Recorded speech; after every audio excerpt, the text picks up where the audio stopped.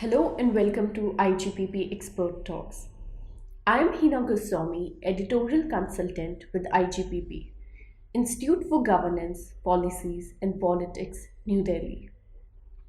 While New Delhi was celebrating the success of the G20 summit it hosted, India's foreign policy arena was rocked by some scandalous and gaslighting accusations made by Canadian Prime Minister Justin Trudeau. The accusations led to souring of relations and expulsion of diplomatic staff. To shed more light on the crisis that has emerged in the India Canada relations, we have with us Professor Swaran Singh. Professor Swaran Singh is faculty and former chair, Center for International Politics, Organization and Disarmament, School of International Studies, Jawaharlal Nehru University, New Delhi, and the president of Association of Asia Scholars. He has authored over a dozen books and till very recent was a visiting professor at University of British Columbia, Vancouver, Canada. Professor Swaran Singh is a regular contributor to national and international newspapers. Welcome to IGPP Expert Talk, sir. Thank you, Heena, for having me on your show. So, to look back at how the events unfolded, New Delhi was still celebrating the success of the G20 summit it hosted, the consensus it had achieved on the Delhi Declaration, and the tough balancing act that it was doing while bringing with the growing intimacy with the Western world, while also maintaining its friendship with Russia. And suddenly we see that there are accusations made by the Canadian Prime Minister alleging India's potential role in murder of a Canadian national who was labeled a terrorist by India. And everything turned sour, and we saw that there was expulsion of diplomatic staff and no end seems in sight. What happened, and was this a sudden turn of events or was it long in making? It was not just a sudden turn, it was a rude shock, particularly as you mentioned, after a successful hosting of G20 by India, which put India on a world stage as a country that has enormous potential, not just for itself, but to contribute to global governance. Second, it was also a rude shock because Canada is supposed to be a friendly country, and it happened on 18th of September, that speech in Parliament by Prime Minister Justin Trudeau, which is just about 10 days after he had personal meeting with the Indian Prime Minister. And of course, meetings at official levels, as we now know, also have taken place where this issue was discussed. Having discussed it at bilateral level directly with national leaders, suddenly to make a speech like this, I think was seen mostly as a rude shock to India. Now, of course, we know much more as to what led to that speech in Parliament. The Globe and Mail newspaper, the leading newspaper of Canada, had perhaps accepted or received some information which some people are saying was deliberately leaked by intelligence sources in Canada about this insinuation of leak of some Indian agency in killing of Hardeep Singh Nijjar. And since that media report was about to come out, it is said that Prime Minister chose that he will make that statement in Parliament first, so that it is not that he is seen as unaware of what the media already knows. Second, I think it's also seen in terms of ongoing domestic compulsions of Prime Minister Justin Trudeau. For several years, over 6 to 7 years, issues of Chinese and to some extent Russian influence, intervention in Canadian politics has been going on. And that has presented Justin Trudeau as a relatively weak Prime Minister. And here was an opportunity perhaps to showcase that he is a strong and tough Prime Minister. He can talk tough to foreign countries. And of course, compulsions of his sympathies to the so-called Khalistan elements in Canada. So now we are aware of multiple drivers as to why he had to do what he did. And last point, perhaps he did not anticipate the response that he's going to receive from India. Extremely assertive foreign policy response from India. And still worse, he did not perhaps assess the response he will receive from his friendly countries. As he approached Britain, Australia, United States, none of these countries came up with any similar strong language vis-a-vis India. At best, they mentioned that they are concerned, and they said the same thing that India was saying, that investigation should move forward and bring out the facts and share those facts with India. And that kind of assessment failure perhaps is now leading to backtracking, and we are hearing a very different kind of tone and tenor, both from Prime Minister and Foreign Minister Melanie Joly. Both of them are underlining the significance that they see in partnering with India, working with India, and underlining that in diplomacy it is best to keep conversations private, which is what India has been doing for the last 10 years. India has had these concerns vis-a-vis Canada, but India never dismissed any diplomats. India never made any speeches in Parliament. Constantly, these requests were being made to at different levels to Canada, mostly in closed door or back channel communications that were happening. And I think in some sense this episode has boomeranged on Canada, particularly on Justin Trudeau. And India's response has, if anything, raised India's stature even further. So, as you mentioned, that Canada has this friendly image, and it has been considered like a safe haven for liberal ideas. It has been very protecting of queer rights, and it has been open to immigrants, especially when all other nations, Western nations, particularly its neighbor USA, was seeing like anti-immigrants protests. So the kind of accusations that it has held against India and targeted towards India, and the safe harbor that it has provided to terrorists. Do you think that image is going to suffer a decline? I think it is time to stop take Canada's policies towards accepting refugees, uh, encouraging immigration, or following liberal policies of accepting all kinds of identities of different people. In fact, last 7 years, since I was at University of British Columbia, I was aware of India contributes 40% plus of all international students that go to Canada, which can be seen both in terms of Indian people-to-people engagement, but also in commercial terms. It's an enormous amount of money that it brings to Canada. In fact, you can find certain institutions, at least in Vancouver area or in Toronto area, which would be having 80% students from India. So in that sense, that engagement was very clearly very different engagement. Uh, Whether that engagement and allowance of people coming into Canada have been managed correctly. For example, with such large immigration, not just education sector has enormous stress and pursuing new institutions are opening, but also health sector. Canada's health sector was celebrated around the world, but now increasingly it is coming under stress. So Canada has to revisit some of these policies as to should it change criterion, should it have different benchmarks of how to engage international community, how to redefine its sense of freedom, what is freedom of expression, how far one can go with that freedom of expression in that sense. And particularly because compared to other English speaking countries like UK or United States, Canada is also seen not just friendly but also relatively cost effective. In that sense, it invited a large number of Indian immigrants, even for the permanent residents, the PR. Indians last year accounted 27% of the total PR that Canada allowed last year. So it has become an attractive destination for Indians. In fact, in the last 9 years, the numbers have grown to three times from about 32,000 PRs from India in 2013-14 to now about 120,000 last year. So definitely it has become an attractive destination. But how much freedoms to allow and what kind of freedoms to be allowed?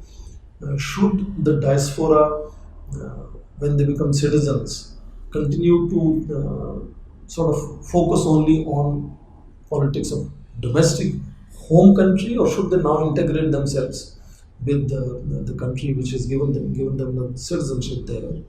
In fact, I'm reminded of Pandit Jawaharlal Nehru. How to address Indian diaspora was a big debate as India became independent, because there was this huge sentiment of now India is free, all Indians can go home kind of a thing. Whereas Prime Minister made it very clear that India should only be concerned with cultural and humanitarian linkages with Indian diaspora wherever they are. We should not build any political linkages with those diasporas around the world. And he advised people that wherever you are as citizens, please integrate with those societies. And you are welcome to connect with India in cultural humanitarian grounds, but we will not. You remember Indian National Movement, Indian National Congress was not just in India, it was also in some other countries. So he wanted not to encourage the political connection. And therefore, once any ethnic Indian, he goes and settles in another country, should he or she continue to poke in politics of home country India, or should they now integrate with the host country?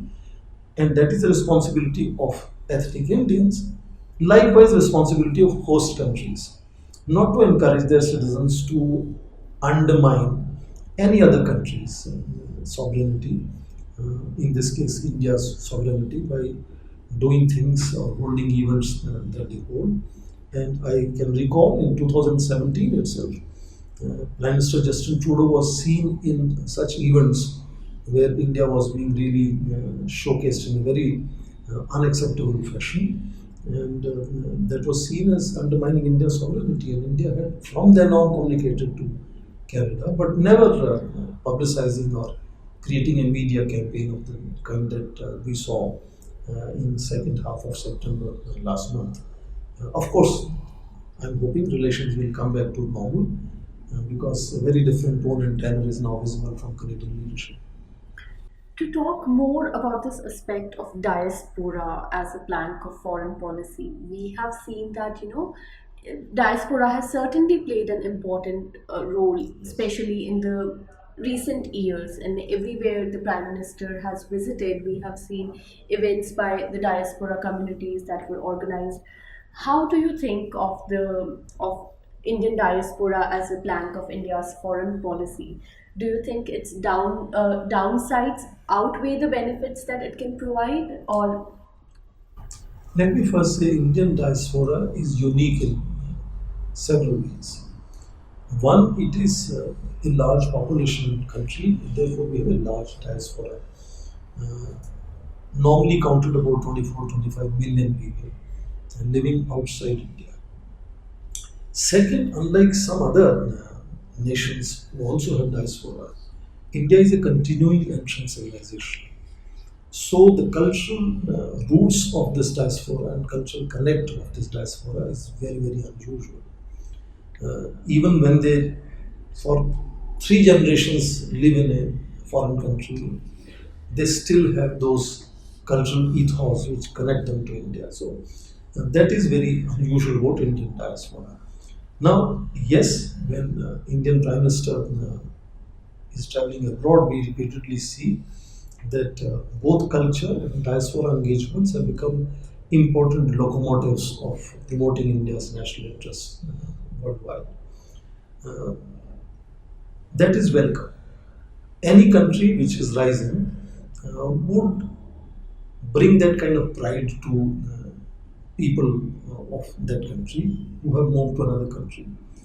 Uh, when China, for example, had a violent revolution and liberated, so many Chinese, ethnic Chinese, had left China because communism had come in. They moved to Taiwan, moved to Hong Kong, moved to Southeast Asia. But when China started emerging as an economic powerhouse, same overseas Chinese started investing enormously and reconnecting with China. To some extent, the same can be understood in India today is world's fastest growing large economy. You know, we are already fifth largest. Prime Minister now tells us that sooner or later we are going to be the third largest economy, and therefore it is natural that India will be an attractive destination for trade and engagement by foreign nations. India also is becoming now being recognized as a technology power. You remember just on the eve of G20 summit, which brought us to the international platform, and many people are saying that it's like 2008 Olympics of China, when China said we have now really come out and we are now the power. Maybe this G20 and now G21 summit in New Delhi could be seen in that kind of frame as well. So India emerging as an enormous tech power, economic power, makes diaspora very proud. They want to assert and showcase in their now home countries, in United States, in Canada, Australia, Britain. In fact, British Prime Minister, you see, repeatedly makes sure that he is able to project his sort of practicing Hindu identity. And that pride is something that connects Indian diaspora to India, and that's a good connect. But very clearly, neither should India use this diaspora to intervene, particularly intervene by undermining any other country's sovereignty. Of course, Indian diaspora is also very active in politics wherever they are. They are in their provincial legislatures, they are in their national legislatures. They are now Kamala Harris is vice president, for example, in the United States. Sunak, Rishi Sunak is Prime Minister of UK. They can constructively engage in their politics, but India should not use diaspora to undermine any other country's sovereignty, just like any other country should not allow Indian diaspora to do anything to undermine India's sovereignty. So that political link has to be calibrated very carefully, but otherwise, people to people connections, technology transfers, partnerships in all other sectors are all welcome, and Indian people are now increasingly getting attracted towards India. They want to engage India, work with India, and that is most welcome. I think that should be really an important link or important catalyst as India emerges as a major technology power, major economic power. But I think basically one has to carefully recalibrate as India emerges as a powerful country. Diaspora begins to look at India and engage with India in a very different fashion. Both countries where Indian diaspora is located, and of course India as well, should carefully recalibrate how to use that connect that India has for benefit of both the countries where they are and India as well. This controversy has also shed light on the Five Eyes Alliance, Yes. and the Canadian broadcasting press said that the intelligence that the Prime Minister Trudeau was speaking of did not come from Canada alone, but it was shared by an unspecified member of the Five Eyes Alliance, and US diplomats have confirmed it. So, do you think that this controversy has the potential of like stirring India's relationship with other Five Eyes nations, particularly the US? Yes and no both. Let me say why yes. In case there is a credible evidence, it might have an impact, but it is based on a premise that there is a credible evidence. Uh, Indeed, this Five Eyes arrangement of five countries' intelligence agencies goes back to post Second World War when Communist International on one side, there was another arrangement from American side, and Five Eyes were created to basically focus on Soviet Union and Eastern Bloc. It is only in 2016-17 that President Donald Trump revived this whole exercise again, with perhaps increasing focus on China this time. And because the focus was on China, I am underlining the fact that they were interested in making India as a member of Five Eyes. India chose not to become member of Five Eyes. Otherwise, India would have been member of this Five Eyes or Six Eyes in that case, and directly in know of What is the evidence they are talking of? But you remember, Indian Prime Minister was in White House in middle of June, in fact 22nd June, and the so-called assassination or murder of Hardeep Singh Nijjar had happened on 18th of June.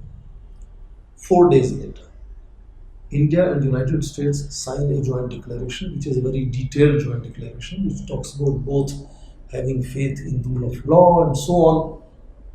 If there was any evidence, if Five Eyes had any evidence, then why will such a fantastic joint declaration be signed by President Joe Biden and the Prime Minister?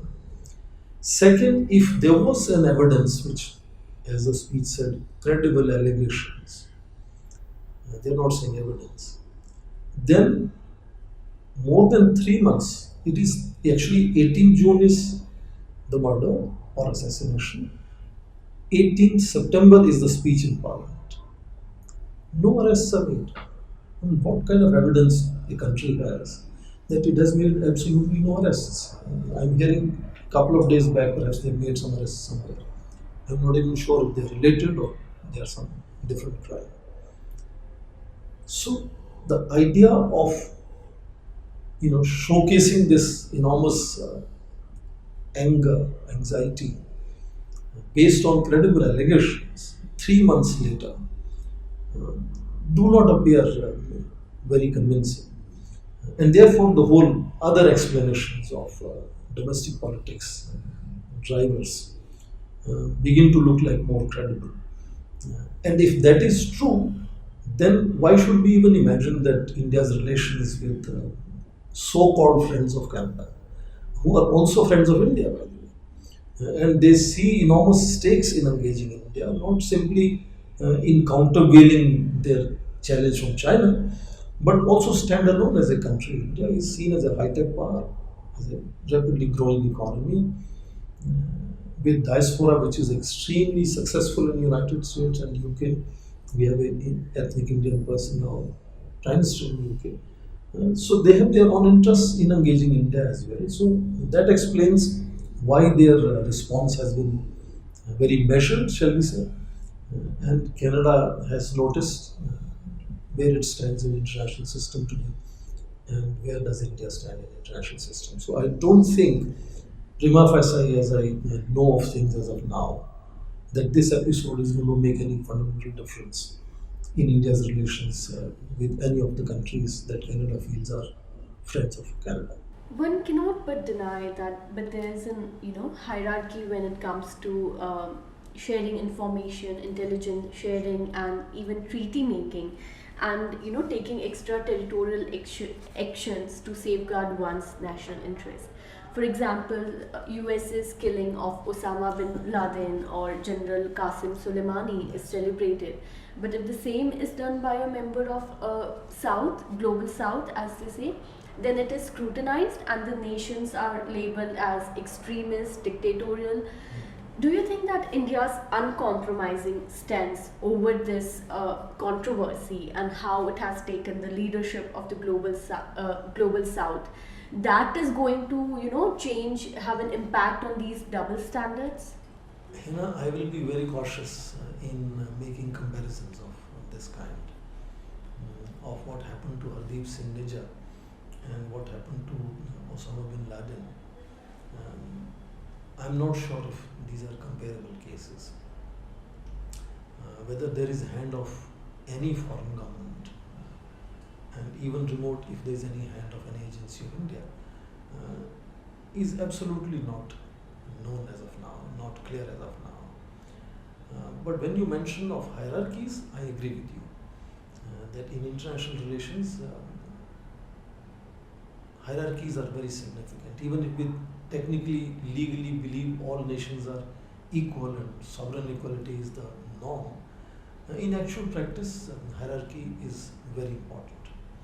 And that is where India is apparently disrupting that hierarchy today.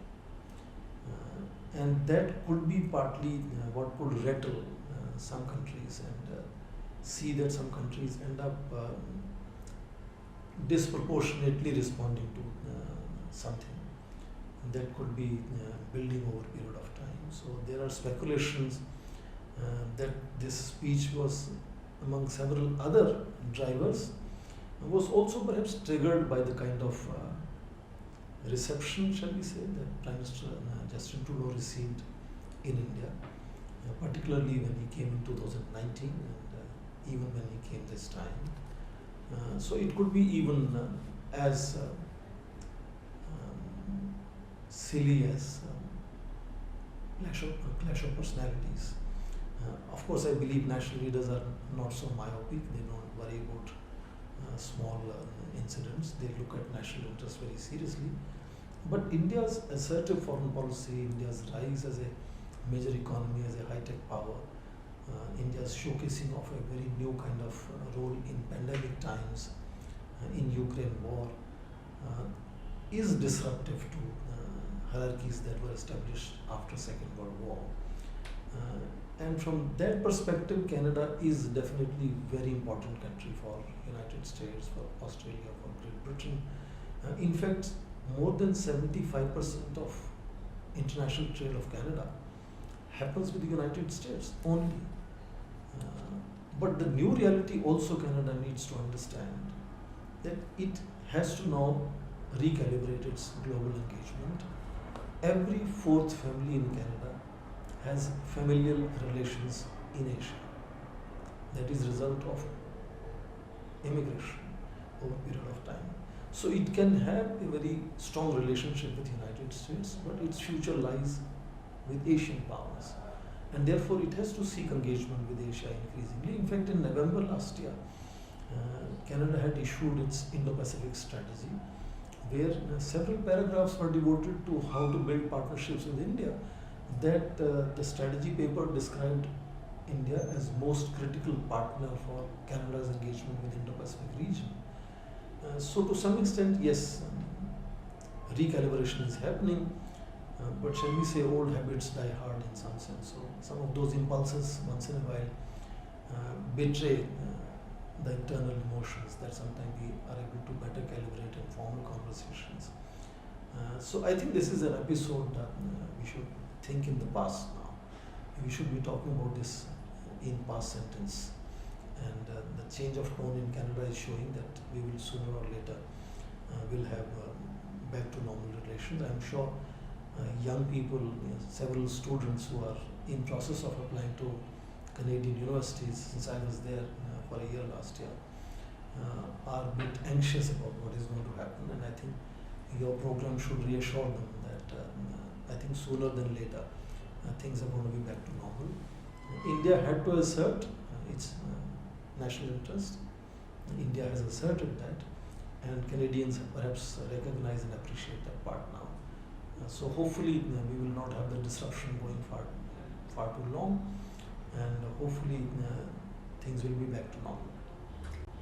One of the silver linings of the whole controversy has been that in Indian media, experts in foreign policy analysts have lent their bipartisan support to the Indian government's stand. Do you think it has more to do with because the wise and experienced haven't forgotten the lessons that we learned in the insurgency period, or is it more to do with the success of India's foreign policy goals? I think for a long time, first of all, foreign policy was not part of domestic politics. Jawaharlal Nehru, the first Prime Minister, used to say foreign policy is nothing but extension of domestic politics, but that was more an academic point. Foreign policy became part of electioneering, for example, from late 1990s after the nuclear test. But more or less on most issues on foreign policy, we always had consensus across parties. We don't have bipartisan because we have so many parties. So most parties more or less agreed with same line on foreign policy. Only thing is that some issues were taken forward more sort of carefully and others were restrained, but no fundamental difference on foreign policy largely existed so far. Of course, when parties in opposition, it has that role to play. When parties in power, it has a different role to play. But overall, the big picture of foreign policy doesn't really change. And a very good example was Kargil War, when not just across parties but across media. We had seen complete support to the national policies of the strategy of the party in power. And that kind of understanding that there is a moment when you stand with the nation is well understood by people in different parties, people in media, people in academia, that we can do more rigorous evaluations later. But when a moment comes to dealing with a foreign power, trying to browbeat, whether it is Pakistan or in this case Canada, then of course nation stands together, whether it is political parties or media. I am making perhaps a huge assumption here, but that's my assessment as one individual. That is again being repeated, that India stands together across party lines, that they will all support the policy that the party in power takes. And indeed, let me say, this whole assertive tone of India now in foreign policy has become increasingly not just acceptable but celebrated. Most people feel happy to see that India is able to assert, particularly against what were seen as our formal colonial powers, that we were seen as post-colonial state in that sense. And there was a hierarchy of imperial powers versus the colonies that were now liberated. That equation is clearly changing. For example, 2 years back, India crossed United Kingdom and became fifth largest economy. That was a very emotional moment in some ways. That once upon a time, Britain was ruling over India for a long period of time, and now was time that Indian GDP was growing bigger than the United Kingdom. And then, of course, Rishi Sunak becoming the Prime Minister of Britain, and not just surviving but thriving as Prime Minister of Britain. These are moments which sometimes do not have a very logical explanation, and sometimes they create emotional response. In that sense, assertive policy of India, assertive foreign policy of India has given a feel good to Indians in India and Indians all over the world. But what is interesting is that this is being increasingly also recognized as the new reality by most other major powers. Thank you so much for joining us today and giving us your valuable opinion and insight. Thank you. It's my pleasure to be on your program, and look forward to this continued connection. Thank you, sir.